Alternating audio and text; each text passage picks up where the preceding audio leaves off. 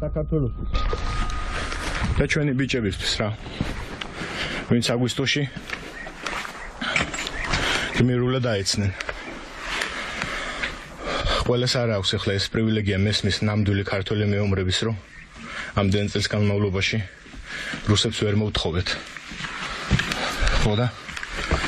რა ვიცი, ამ ცირედით მაინც რაღაცა შრობით, რომ არა ვთ ისეთი მიფარჩაკებულები ქართველები,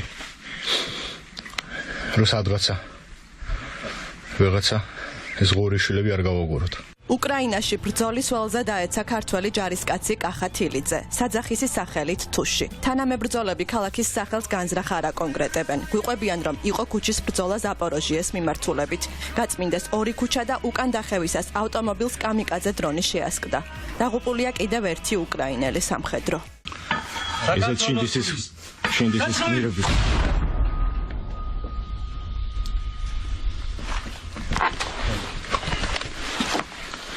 ხო, ყველაზე მაგარი რაც არის ჩვენ ანწუხელიძის სამშობლოდან ავართ მე და გიორგი. მიამაყება დღეს ამ ბიჭების გვერდით ყოფნა, რომ მოწინააღმდეგე არის 2 და 8-ში სადღაც, ხო და ჩვენ იქით ვესვრით, ანუ საზღვრის იქით. ფაქტობრივად რუსეთს ბომბავთ რა. რაღაცა საკრავლური არის ჩვენთვის. ვიდეო მიმართვებს ხშირად არ წერდა. ეს კადრები 2024 წლის აგვისტოშია გადაღებული და მებრძოლის მოტივაციას ზუსტად გამოხატავს. კახა უკრაინის ომში რიგითი მოხალისე არ იყო. 11 წელი ის საქართველოს ძალოვან უწყებაში ირიცხებოდა. 2008 წლის ომში პრეზიდენტის უსაფრთხოებას იცავდა.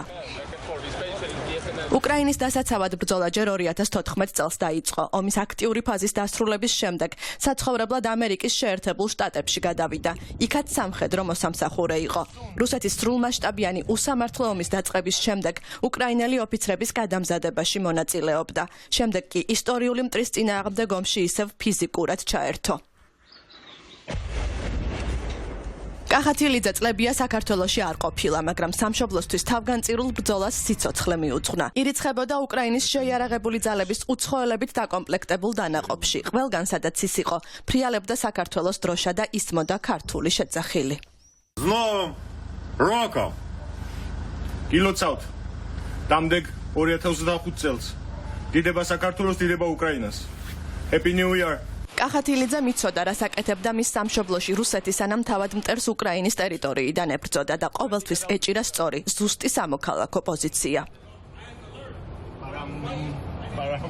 ამის დედაში ვეცილი ამის. რას გავს? ან რა პოლიციის საქმე არის მუშტების რტყმა მიიღებ ჩამომფარებული შენი ქვეყნის მოსახლეობასთან. ეს ქუჩაში დევნა და ხალხის გამწარება, სადარბაზო. ეს ყველაფერი ხო რუსული სცენარია. ნუ თუ მაგნეს ვერ ხვდებით, რომ თქვენ ხართ რაღაცა პუტინის რეჟიმის მსგავსი წარმონაქმნი, რომელიც რეალურად ქვეყანას ანგრევთ.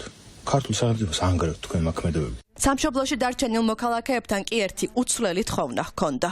გაუფრთხილეთ თქვენ საქართველოს, ჩვენ საქართველოს, თქვენ წილს გაუფრთხილეთ ყველა. ჩვენ წილს გაუფრთხილებთ. ძალიან დიდი მნიშვნელოვანია თქვენ მან ადგილზე რას აკეთებთ. თუნდაც სიტყვით და თუნდაც ქმედებით, რომ სახელმწიფოება შეინარჩუნოთ. ბოლოს გასაჯაროებულ ვიდეო მიმართვაში თავად ვეყვება, რომ ნამდვილი მეგობრები სწორედ ომმა შესწინა.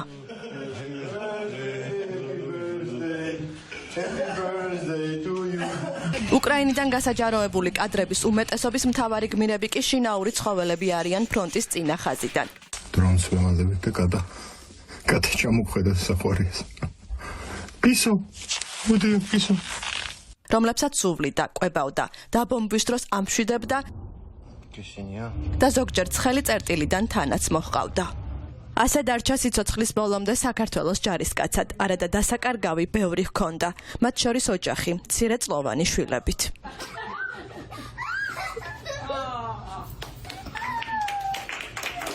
კახა თილიძე ფრონტის წინა ხაზიდან გადმოსვენებულია. თანამებრძოლები მას დღეს კიევში წმინდა ვოლოდიმირის სახელობის ტაძარში გამოემშვიდობდნენ. საქართველოში 18 იანვარს გამთენიისას ჩამოასვენებენ. მართალია კახა თილიძე ვიდეოში თავად ამბობდა, რომ ბრძოლისთვის დაფასება არ სჭირდებოდა, მაგრამ თანამებრძოლებს აქვთ თხოვნა. სამშობლოში წლების შემდეგ გმირად დაბრუნებულ თუშს მოქალაქეები მათ ნაცვლად დახვდნენ.